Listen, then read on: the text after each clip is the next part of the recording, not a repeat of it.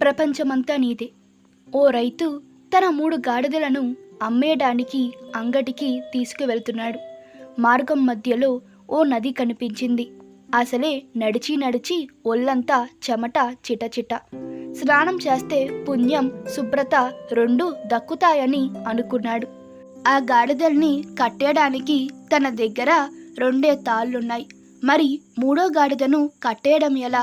ఓ సన్యాసి అలా నడుచుకుని వెళ్తున్నారు. తనను పిలిచాడు. స్వామి, నీ దగ్గర ఓ తాడు ఉంటే ఇవ్వవా? కాసేపు నా గాడిదను కట్టేస్తా. నా స్నానం కాగానే నీ తాడు నీకు తిరిగి ఇచ్చేస్తా.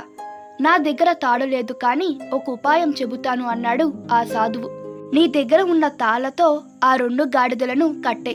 3వది చూస్తూనే ఉంటుంది. తర్వాత దీని వెనక్కి వెళ్ళి తాడుతో చెట్టుకు కట్టేస్తున్నట్లు నటించు. సాధువు చెప్పినట్లే చేశాడు. నది స్నానం పూర్తి చేశాడు. వెనక్కి వచ్చి ఆ 2 గాడిదల కట్లు విప్పేశాడు. అదిలించాడు. తాను ముందుకు నడుస్తున్నాడు. కాసేపయ్యాక చూస్తే 2 తనతోనే వస్తున్నాయి, కానీ 3వ గాడిద మాత్రం ఆ చెట్టు దగ్గర నుంచి అసలు కదలడం లేదు.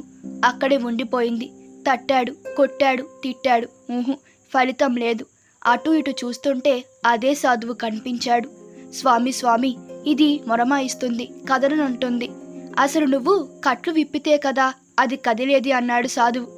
అసలు నేను కట్టేస్తే కదా విప్పేది అంటాడు రైతు. అవునయ్యో, అది నీకు తెలుసు, నాకు తెలుసు. ఆ గాడిదకు తెలియదు కదా. తాను ఇంకా కట్టేసి ఉన్నట్టే భావిస్తుంది.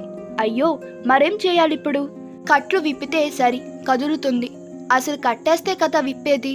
పిచ్చోడా, కట్టేసినట్లు ఎలా నటించావో విప్పేసినట్లు కూడా నటించవయ్యో. రైతు అలాగే చేశాడు. గాడిద ముందుకు కదిలింది. మిగతా 2టితో కలిసింది. రైతు సాధువు వైపు అయోమయంగా చూశాడు. మనుషులు కూడా అంతేనయ్యో. కనిపించని బంధాలేవో మనల్ని ఇక్కడే కట్టేసినట్టు వ్యవహరిస్తాం. కదలం, ఉన్న చోటు వదలం. నిజానికి అవన్నీ బ్రహ్మాత్మక బంధాలు. అవేవి లేవనే నిజం తెలిస్తే చాలు ప్రపంచమంతా నీదే అర్థమయ్యి కానట్టుగా ఉంది. అవును మరి, తత్వం సత్యం ఎప్పుడూ సంపూర్ణంగా అర్థం కావుగా. రైతు కాసేపు బుర్రగోక్కున్నాడు. సాధువుకు ఓ దండం పెట్టి తన గాడిదల వైపు కదిలాడు. ఈ కథ మీకు నచ్చినట్లయితే మీ అభిప్రాయాలు కామెంట్ తెలపండి. Please like, share and subscribe to my channel. Thank you.